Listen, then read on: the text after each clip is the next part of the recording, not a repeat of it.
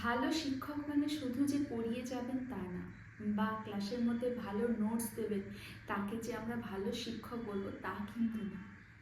তো বন্ধুরা, শুরু করা যাক আজকের ভিডিওটা। আমি আঁকি।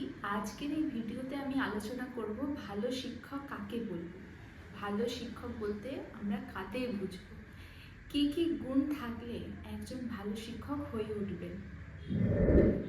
দেখো, আমাদের দেশে টিচার শব্দের অর্থ আমার মনে হয় অনেকটা। একজন টিচার যিনি শুধুমাত্র একটা পার্টিকুলার সাবজেক্ট নিয়ে একটা ক্লাসে পড়িয়ে যাবেন তা কিন্তু না। আমার মনে হয় টিচার একজন অ্যাডভাইজার হবেন, একজন কাউন্সিলর হবেন।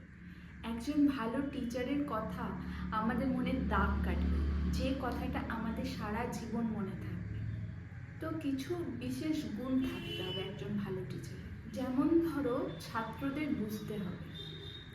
তিনি যে শুধু পড়িয়ে যাবেন তা না, কোন স্টুডেন্ট কত তাড়াতাড়ি বুঝতে পারে, স্টুডেন্টের দুর্বলতাটা শক্তিটা দুটোই তাকে বুঝতে হবে।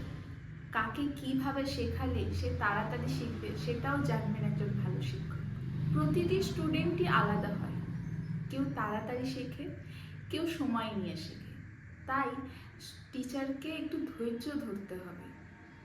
যে একটু সময় নিয়ে শেখে তার পিছনে ধৈর্য ধরতে হবে, যাতে তার পড়ানোটা একটু আস্তে হয়, তাহলে ওই স্টুডেন্টটা শিখতে পারে। এর পাশে তিনি স্টুডেন্টদের অনুপ্রাণিত করবেন, পাশে স্টুডেন্টদের ফিউচারের জন্য প্রস্তুত করবেন। শুধু বইয়ের জ্ঞান না, পারিপার্শ্বিক জ্ঞানও দরকার, তাই পারিপার্শ্বিক জ্ঞানটাও উনি বাড়াবেন।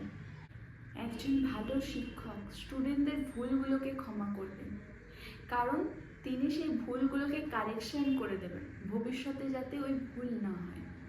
দেখবে একজন টিচার যিনি ভালো শিক্ষক, তিনি নিজেকে সময়ের সাথে সাথে আপডেট করবেন, কখনোই তার পুরনো নলেজে থাকেন না। সে নিজেকে আপডেট করতে থাকে, নতুন নতুন প্রযুক্তি শিখতে থাকে, যাতে সেই প্রযুক্তি দিয়ে খুব তাড়াতাড়ি বা খুব ভালোভাবে একটা স্টুডেন্টকে বোঝাতে পারে। তোমার যদি মনে হয় এর থেকেও বেশি কিছু গুণ থাকতে পারে, তাহলে অবশ্যই কমেন্ট বক্সে জানিও। তো আজকের ভিডিওটা এখানেই শেষ করা যাক। যদি এরকম ভিডিও চাও বা এরকম ভিডিও তোমার ভালো লেগে থাকে, তাহলে সাবস্ক্রাইব করে দিও আমার চ্যানেলটা। ধন্যবাদ।